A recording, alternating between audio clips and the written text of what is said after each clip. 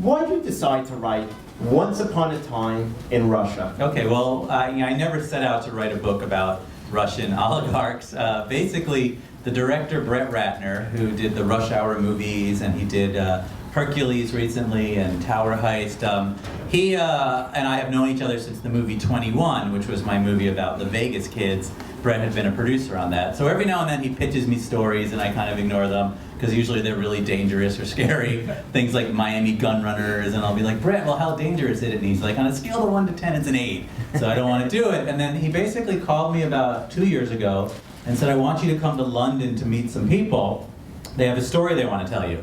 And I didn't know what the story was, but I decided to go to London to see what he was talking about. And when I got there, it was this crazy scene where there's all these security people, and we go into this bar, and there's this Russian oligarch. And I immediately was like, oh, I don't want to do this. I was like, Brad, no way. But I started hearing this story about these characters, and it was just really over the top. It was amazing. I mean, these oligarchs and their massive amounts of wealth and how they got there, and I just decided I had to do it. So over the next year, I researched it, and we ended up selling the movie and the book at the same time. And then it was pretty much I had to do it.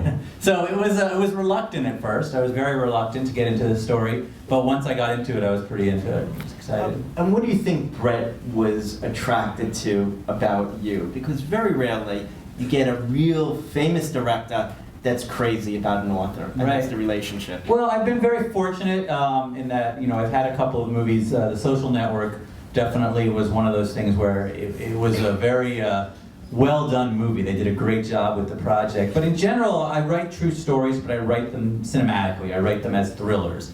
So there are some journalists who don't like the way I write nonfiction, but Hollywood people love the way I write nonfiction because it translates well. And I think a lot of directors and producers do come to me when they have a story that's true and they want to have an author, write it. But in general, I don't know, Brett and I have gotten along. We were interested in the same themes, young people doing crazy things or pushing the boundaries, really smart people who do something amazing. And so I think I was just one of the people he thought of. The oligarchs and the Russians liked me because of the Social Network. They had seen it and they had thought, if someone was going to tell their story, that's who they wanted.